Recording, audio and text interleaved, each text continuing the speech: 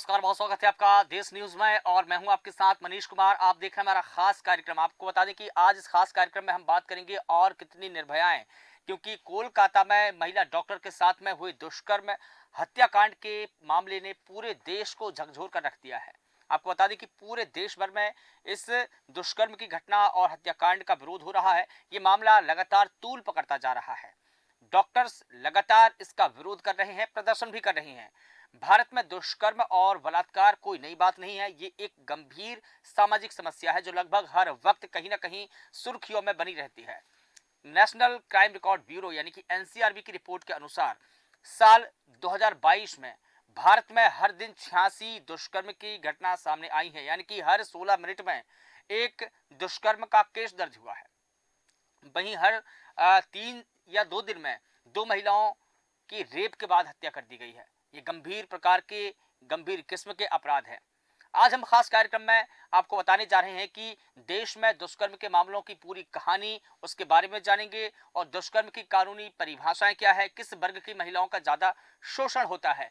आपको बता दूं कि राज्यवार भी हम इस पर बात करेंगे। राज्यवार आबादी के लिहाज से हिसाब से कहां ज्यादा दुष्कर्म के केस सामने आते हैं, कितने फीसदी केस में सजा होती है, महिला सुरक्षा कानून को लेकर क्या कुछ दावपेच होते हैं, कौन लोग हैं जो रेपिस्ट होते हैं, दुष्कर्म के बाद परिवार की सुरक्षा या मुआवजे को लेकर क्या कुछ कानूनी धाराएं हैं या सुविधाएं हैं, दुष्कर्म के कानून में कब कब बड़े सुधार हुए हैं और भारत में केस ज्यादा क्यों होते हैं।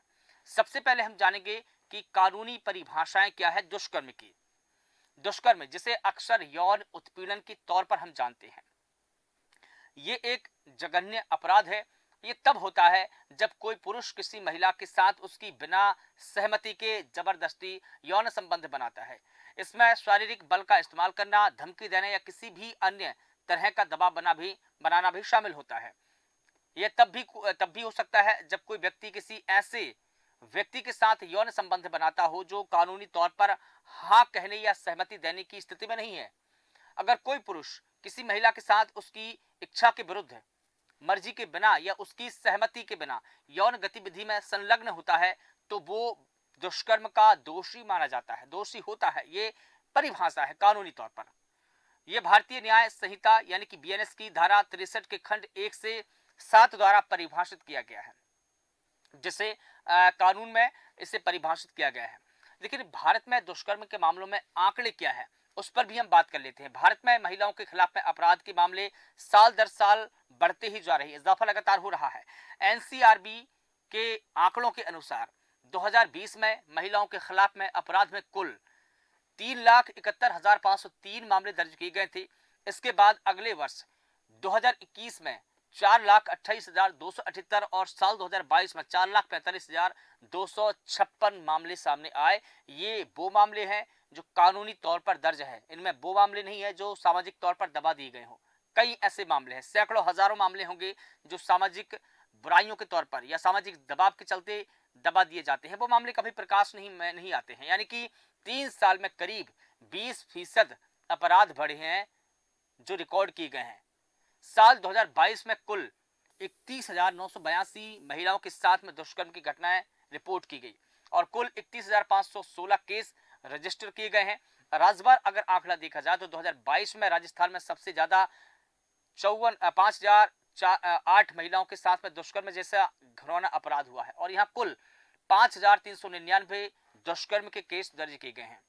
राजस्थान के बाद उत्तर प्रदेश और मध्य प्रदेश ऐसे 2 राज्य हैं जहां 3-3 हजार महिलाओं के साथ में ऐसा अपराध हुआ है, जघन्य अपराध हुआ है। इसके अलावा महाराष्ट्र में 2,911, हरियाणा की बात करें तो 1,787, असम की अगर बात कर ली जाए तो 1,478, उड़ीसा की अगर बात कर ली जाए तो 1,464, झारखंड में 1,298, छत्तीसगढ़ में 1,246, वेस्ट बंगाल में 1,112। सबसे ज्यादा महिलाओं के साथ जो दुष्कर्म के मामले हैं वो इन्हीं स्टेटों में आए हैं। लेकिन आबादी के लिहाज से अगर देखा जाए तो उत्तराखंड में सबसे ज्यादा दुष्कर्म के मामले हुए हैं। दुष्कर्म के मामलों में उत्तराखंड का सबसे ज्यादा 15.4 क्राइम रेट है। इसका मतलब है कि 1 लाख की आबादी पर 15.4 महिलाओं का बलात्कार यानी कि दुष्कर्म हुआ है। उत्तराखंड के बाद चंडीगढ़ की बात कर लेते हैं 13.9, राजस्थान की बात करेंगे 13.8, हरियाणा में 12.7, दिल्ली की बात करेंगे 12.3, लक्षद्वीप की बात करेंगे 12.1 का दुष्कर्म के मामले में सबसे ज्यादा क्राइम रेट है। और जिस उम्र की महिलाएं सबसे ज्यादा इनमें शिकार होती है, एनसीआरबी की रिपोर्ट कहती है कि 18 से लेकर के 30 साल के बीच की जो महिलाएं हैं, सबसे ज्यादा वो यौन उत्पीड़न का शिकार होती हैं। यानी कि 21,063 ऐसे मामले दर्ज किए गए हैं जो इस उम्र की महिलाओं के खिलाफ में हुए हैं। इसके अलावा 30 से 45 वर्ष के बीच में करीब 8,644 महिलाओं ने दुष्कर्म की रिपोर्ट दर्ज कराई है। तो इस लिहाज से देखा जाए कि राज्य दर राज्य में भी दुष्कर्म की घटना लगातार बढ़ती जा रही है। और जो उम्र के लिहाज से भी देखा जाए तो 18 से 45 वर्ष की महिलाओं के साथ में सर्वाधिक यौन उत्पीड़न हुए हैं, ये आंकड़े बताते हैं एनसीआरबी के।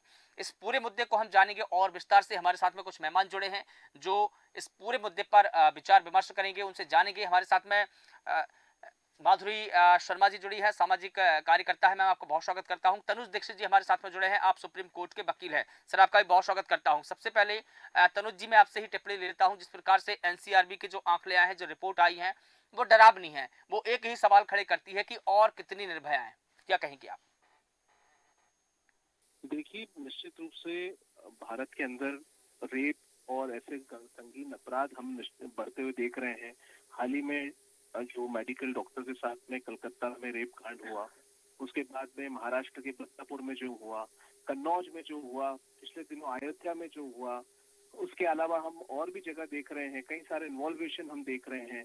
तो देखिए, मुझे लगता है कि कहीं भी इस तरीके के जो अपराध है, ऐसे अपराधियों को, ऐसे संगीन और ऐसे लोगों को कहीं से भी कानून के अंदर कोई ऐसा प्रावधान नहीं है जिसमें बख्शा जा सके। और ऐसे लोगों को मृत्युदंड तक की भी प्रावधान है, आजीवन कारावास तक की सजाएं हैं। और वही मुझे लगता है कि एसेंशियल भी है ऐसे लोगों के लिए। जी मनीष जी। बिल्कुल ठीक है। माधुरी जी, आपके पास में आ रहा हूं। भारत में आखिर क्या वजह है कि दुष्कर्म की घटनाएं लगातार बढ़ती जा रही है? हर 16 मिनट में एक दुष्कर्म की घटना, भारत में हर घंटे में 4 दुष्कर्म की घटनाएं। कहीं ना कहीं ये डरावनी भी है, लेकिन समाज पर एक सवाल भी है। क्या कहेंगी आप? वास्तव में मनीष जी, बहुत ही बीभत्स और बहुत ऐसी कुत्सित मानसिकता के लोग जो हमारे देश में हैं, जो इस तरीके के कार्य में संलग्न हैं, इनकी क्या बात करी जाए। मैं तो आज हम अब देखते हैं कि टीवी पे अगर अगर हम आज खोलें तो बात होती है, या आम चर्चाओं में महिलाओं की बात होती है। अरे अफगानिस्तान में तो महिलाओं के साथ ऐसा दुष्कर्म होता है, हमारे तालिबान में ऐसा दुष्कर्म होता है, महिलाओं के साथ में उनकी बहुत बुरी स्थिति है। वो भूल जाती हैं कि हमारे हिंदुस्तान की बात हम क्यों नहीं करते, हमारे हिंदुस्तान में क्या हो रहा है। हमारे हिंदुस्तान के उनको नहीं पता कि क्या 2022 में 2056 महिलाओं के साथ रेप हो चुका है। आज बच्चियां क्या, बूढ़ी महिलाएं क्या, कोई भी सुरक्षित नहीं है। सबके साथ छेड़छाड़, सबके साथ हिंसा की घटनाओं पर लोग है ना हो रही है और लोग उन पर मौन रहते हैं। ये हमारे यहाँ की स्थिति है। हमारे यहाँ की स्थिति है कि लोग है ना, बाहर के लोग भी, विदेशी भी सोचते होंगे कि जितना सम्मान हमारे यहाँ होता है हिंदुस्तान में, उतना सम्मान तो महिलाओं का कहीं होता ही नहीं है। चाहे वो नवरात्रि के रूप में हो, दिवाली पे, या जितनी भी हमारे यहाँ जो भी देवियां हैं, सब महिलाएं हैं जिनकी की सब पुरुष लोग पूजा करते हैं। लेकिन क्यों ऐसा हमारे यहाँ पे हो रहा है, ये बड़ा सोचनीय और बड़ा विचारणीय और बड़ा इस पे एक्शन लेने वाला विषय है। मेन बात जो समझ में आती है आजकल है ना, जैसे लोग कहते हैं कि धर्मगुरुओं की बातों को बहुत विश्वास करते हैं। धर्मगुरु इतनी जब उनकी आप कभी सुन लें, आपको शर्म आएगी कि हमारे यहाँ के धर्मगुरु किस तरीके की बातें लोगों में प्रचारित करते हैं कि भैया एक उस पे पत्ते पे तुम वो शहद लगा के चढ़ाया भगवान जी को तो तुम्हारा बच्चा पास हो जाएगा। अगर तुम्हारा गाय के गोबर में से जो खिलाओ गेहूं और उसके बाद जो गेहूं निकले उसको धो के और उसकी रोटी बनाओ तो ये तबीयत ठीक हो जाएगी।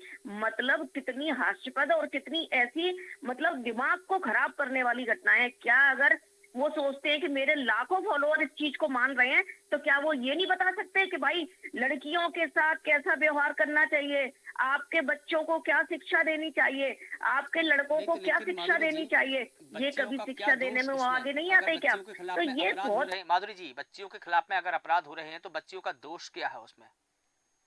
बच्चियों का तो कोई दोष नहीं है, बच्चियों का तो बच्चियां, लेकिन आपने जैसे बताया ना कि 20 से 30 साल की जो लड़कियां हैं वो इन पर ज्यादा शिकार होती हैं। कारण भी इसका है कि 20 से 30 साल की जो लड़कियां एक तो पढ़ रही हैं, कहीं कहीं मेट्रो सिटी या कहीं मान लो ग्राम अपने क्षेत्र में भी पढ़ रही है, तो उनका एक अलग, पेरेंट्स को भी आजकल वो लोग नहीं समझ रहे हैं। बहुत सी, ऐसा नहीं है कि हर बच्चों की बात कर रहे हैं, बहुत सी लड़कियां कहीं ना कहीं परिवार से ही उनका विरोधाभास रहता है, और वो अपनी मस्ती में अपना जा रही हैं, कहीं भी पार्टी कर रही हैं पूरे। आप देखो आजकल जो होटल है इन्हीं बच्चों से चल रहे हैं।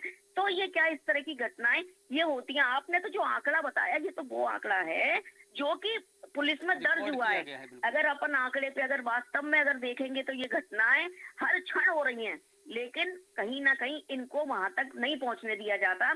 कारण कोई भी हो, या कोई लोग दबा देते हैं या परिवार के लोग दबा देते हैं, ये सब हम लोग अच्छे से जानते हैं। ये आंकड़ा तो बहुत कम है। बिल्कुल। जब और भी ये कहीं ना आंकड़े कहीं को देख के ही अपन को बड़ा बिल्कुल। ऐसा लग रहा है कि क्या मतलब होगा। कानून बन रहे हैं, सब हो रहा है, अच्छे बढ़िया कानून है, लोग जमानत से भी बाहर आ जाते हैं। बलात्कारी क्यों आ जाते हैं भैया? बलात्कारी को आप बिल्कुल जेल में रखो, बिल्कुल बाहर नहीं निकलने दो।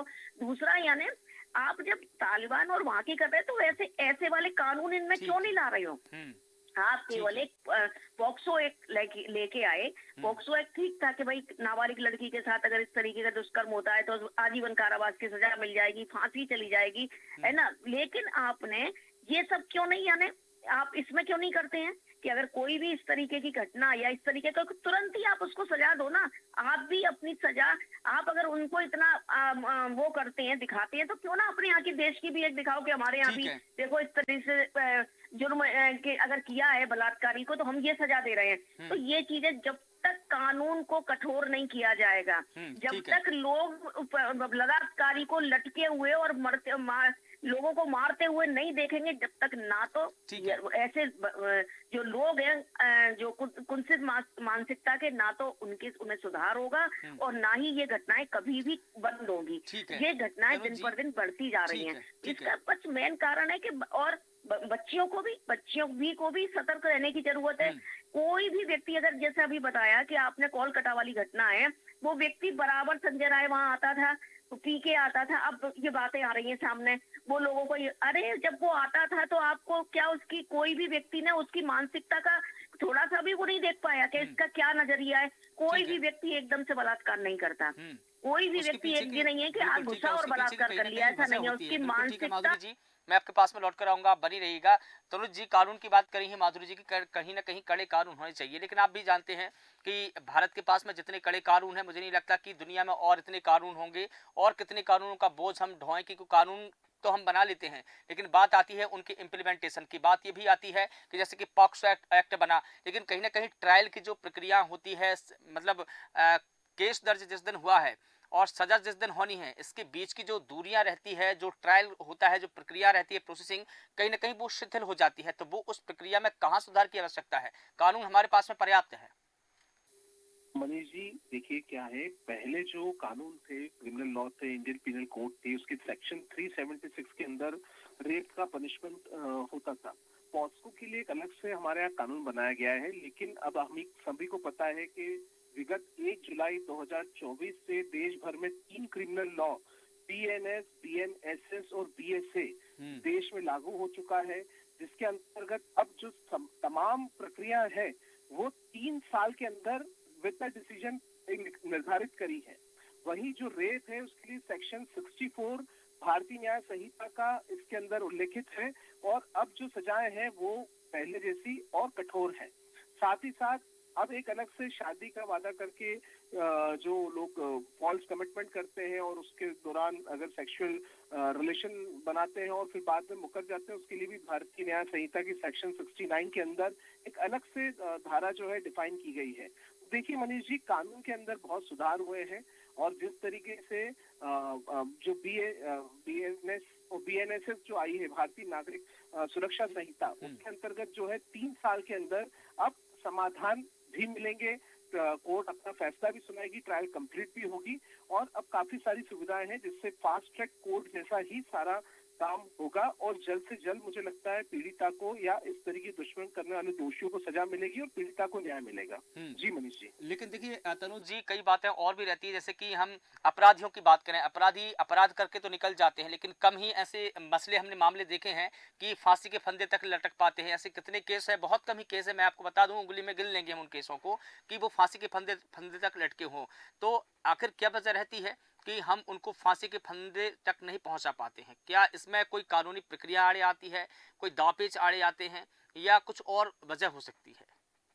देखिए, मृत्यु दंड का प्रावधान जरूर नियम के अंदर इन धाराओं के अंतर्गत होता है, लेकिन माननीय न्यायाधीशों के हाथ में ही ये सारी चीजें और उनके ऊपर ही निर्भर करती हैं कि उन्हें किस दोषी को मृत्युदंड देना है और किसको आजीवन कारावास की सजा सुनानी है।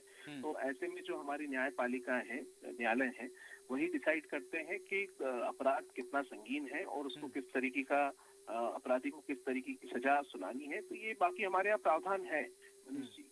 मुझे लगता है कि जैसे अभी कोलकाता वाला कांड हुआ, मुझे लगता है निश्चित रूप से उसके अंदर जितने भी लोग संलिप्त होंगे, वैसे मामलों में मुझे लगता है मृत्युदंड दिया जाएगा या दिया जाना चाहिए। तो ऐसे कई सारे मामले हैं जो अगर संगीन और इस हद तक होते हैं तो उसमें ये प्रावधान के अंतर्गत सजाएं भी दी जाती है। लेकिन देखिए, जो सर्वाधिक महिलाओं की हम बात करें, अगर हम सोशल की निगाहों से, तो जो दलित तबके की महिलाएं हैं, जो पिछड़े तबके की महिला है, गरीब तबके की महिला हैं, उनका यौन शोषण जो है सर्वाधिक हुआ है। तो क्या इसके पीछे की वजह सामाजिक वजह हो सकती है, या कुछ और वजह हो सकती है? देखिए, मुझे लगता है कि ये जो हैवानियत है, ये जो दरिंदगी है, गंदगी है समाज में, कहीं ना कहीं ऐसे मानसिकता के लोग हैं और मुझे लगता है कि इस तरीके की जो भी लोग अंजाम देते हैं, कानून के दायरे में उनको सजाएं जो है मिलती हैं, कोई भी बख्शा नहीं जाता है। देखिए मनीष जी, आज तक किसी भी अपराध के अंदर अपराधी बच गया हो ऐसा कोई अपराध मुझे नहीं लगता इस देश में होता है। और जो भी अपराध होते हैं उसके जो एक प्रावधान है उनके अंतर्गत उनको सजाएं भी मिलती हैं अपराधियों को। तो और रही बात दलितों की, पिछले वर्ग की, तो वही बात है, वो कोई सा भी वर्ग हो, कोई भी श्रेणी की हो, महिला महिला होती है, सम्माननीय होती है। और वहीं जहाँ पे भी जो लोग इस तरीके का कृत्य कर रहे हैं, उनको कानून के दायरे में जो प्रावधान है उसके अंतर्गत सजाओं का उल्लेख किया है और वो कोई नहीं बख्शा जाएगा, सभी को सजाएं मिलेगी मनीष जी। बिल्कुल ठीक है। माधुरी जी, मैं आपके पास में आ रहा हूँ लौटकर कि हम अगर स्टेट वाइज देखें तो यूपी जो है महिला अपराध के मामलों में सबसे आगे है। हालांकि देखिए, बड़ा स्टेट भी है, जनसंख्या के लिहाज से भी, क्षेत्रफल के लिहाज से भी उत्तर प्रदेश देश का सबसे बड़ा राज्य है, लेकिन यहाँ पर सबसे ज़्यादा महिलाओं का यौन शोषण होना या उनके खिलाफ में अपराध होना कहीं ना कहीं चिंता की बात है। इसके अलावा हम देखें, महाराष्ट्र दूसरे स्थान पर है, राजस्थान तीसरे स्थान पर है, मध्य प्रदेश का भी उसमें नाम है। आखिर स्टेट वाइज ये रिपोर्ट कहती है, तो क्या राज्य सरकारों को और कड़े कदम उठाने की आवश्यकता है? बिल्कुल बिल्कुल मनीष जी, राज्य सरकार को बहुत हर जगह कड़े कदम उठाना चाहिए, बहुत और कठोर कानून बनाने चाहिए। जो कानून बने हैं वो तो फाइलों में धूल चाट रहे हैं। कितने लोगों को बताओ, अगर मैं बात करूं तो पिछले 18 सालों में 1300 लोगों को फांसी की सजा मिली। और मालूम है कितने लोगों को फांसी हुई? मात्र 8 लोगों को, जिसमें 4 तो निर्भया कांड के ही थे। तो आप इससे कानून व्यवस्था को समझ सकते हैं कि हमारे देश में जो कानून बने हैं आखिर वो किस तरीके से काम कर रहे हैं। तो इनको और कठोर करने की जरूरत है। खास तौर पर से महिला को, आप प्रधानमंत्री जी भी चाहते हैं महिला को सशक्तिकरण में लाओ, महिलाओं को आर्थिक रूप से मजबूत बनाओ। अरे आप आर्थिक रूप से और सब रूप से तो आप मजबूत बना के महिलाओं को बाहर ला रहे हो, लेकिन क्या उनकी सुरक्षा भी उनके क्या होनी चाहिए, इस पर कभी विचार विमर्श हुए हैं क्या? आप उनकी सुरक्षा के लिए किस तरीके के प्रावधान रख रहे हैं? देखो, महिला के लिए थोड़ी सुरक्षा की जरूरत है। महिलाओं का एक सेंसिटिव ये मामला ऐसा पुरुषों के साथ कि इसमें कहीं ना कहीं सरकार को गंभीरता से लेना होगा। सीसीटीवी कैमरे हैं या और भी जो व्यवस्थाएं जो हो सकती हैं, पुलिस का जहाँ पे महिलाओं का ज्यादा जाना आना है वहाँ थोड़ा सा उनका पेट्रोल, उनका वो होना चाहिए, घूमना, उनका जाना आना, ये सब चीजें देखो मैं समझते ये होना बहुत जरूरी है। और दूसरा ये है कि ना, ये जो सबसे बड़ी जो समस्या आ रही है, आज हम कोलकाता वाला केस भी देखें तो वो भाई पोर्नोग्राफी और वो ब्रूटल वो देखता था, इसलिए उसने उस तरीके का उस लड़की के साथ वो किया करते। तो क्या ये सरकार है ना, ये इस तरीके के बच्चों की जो आज जिंदगी खराब हो रही है, ये चैनल और ये टीवी और ये इसमें जो महिला का जो चरित्र दिखाया जाता है, क्या हम इसको नहीं रोक सकते? क्या हम पोर्नोग्राफी को नहीं रोक सकते? सरकार को इस पे कठोर कदम उठाना पड़ेगा और ये सब चीजें भी हमारे इसमें यहाँ दुख से की ये बात सब ये दूर है। करनी होंगी। आप यूट्यूब चैनल पे तो बात करते हैं कि हम हाँ। इसको बंद करेंगे, ये देश के खिलाफ बात करते हैं। क्या ये देश के खिलाफ नहीं है? ठीक या है। ये बच्चों के खिलाफ नहीं है? या ये लेकिन महिलाओं के खिलाफ जो नहीं है? कुल मामले आप हुए इस हैं चीज को माधुरी बंद जी। करिए। आप देखें, इसको बंद करते ही कहीं ना कहीं एक सुधार की स्थिति बनेगी। और हर बच्चे के हाथ में 9 साल से लेके किसी भी बच्चा ऐसा नहीं है जिसके हाथ में मोबाइल ना हो। और जिन बच्चों के हाथ में मोबाइल होता है, उनकी जिज्ञासा नहीं, होती है लेकिन कुछ देखिए, चीजों में, उन्हीं को ये देखना ये पसंद बात करते तो हैं। ठीक है माधुरी थोड़ा इन जी। चीजों को समझने की जरूरत है। ये ठीक है। सरकार को इसमें विशेष प्रयास करना चाहिए। माननीय प्रधानमंत्री जी से आपके चैनल के थ्रू मेरी अपील है बहुत कि मैं ये जो पोर्नोग्राफी वाली चैनल है, इनको बिल्कुल बंद किया जाए, तो ठीक है। हम इस समस्या से कहीं ना कहीं निजात पा सकते हैं ठीक है। और महिला की स्थिति एक सुदृढ़ हम बना सकते हैं। ठीक है तनुज जी, आखिरी सवाल आपसे ही लूंगा मैं। जिस प्रकार से हम देख रहे हैं कि कुल मामले हैं, लेकिन इसमें देखिए सबसे दुखद बात है, क्योंकि अधिकतर जो मामले हुए हैं, जैसे 31,516 मामले, इनमें से 96% जो मामले हैं, यानी कि 30,454 जो केस हैं, इनमें जो आरोपी बनाए गए हैं, पीड़िता के कोई ना कोई सगे संबंधी है, या कोई जानकार है, या उनके सहपाठी हैं, या बिल्कुल, उनके बिल्कुल, रिश्तेदार हैं। ऐसे मामलों आज में देखा कहते हैं ना गया कि है कि ये बाबुल की सबसे गलियों ज्यादा में भी मामले सामने आए हैं। बाबुल की गलियां तनुज भी जी। नरक बन गई हैं। अपने घर में अपने जो रक्षक हैं वही भक्षक बन गए हैं। बहू बेटियां घर में भी सुरक्षित नहीं है, है ना। समय समय पर ऐसे घिनौने कर्म होते हैं जो जिनसे कायनात भी कांप उठती है। ऐसी ऐसी चीजें हमें सुनने को मिलती हैं। ठीक तो है। ये सब बिल्कुल हो रहा है, बस इसको कंट्रोल करने की जरूरत है। कानून बस कठोर होगा और ये पोर्नोग्राफी फिल्में और ये गंदे जो चित्र हैं ये दिखाने बंद किए जाएंगे, तभी इन पर निजात पाया जाएगा, ठीक है। अन्यथा इसका कोई भी निराकरण नहीं ठीक है। है तनुज जी, मैं आपसे जानना चाह रहा था, जैसा कि ये सबसे ज्यादा केस है, इनमें से 96% मामले तो ऐसे आए हैं जो पीड़िता के परिवार के या तो मेंबर है, कोई मित्र है, ऑनलाइन मित्र है, लिव इन पार्टनर है, या पारिवारिक मित्र है, पड़ोसी है, या अन्य कोई व्यक्ति भी हो सकते हैं।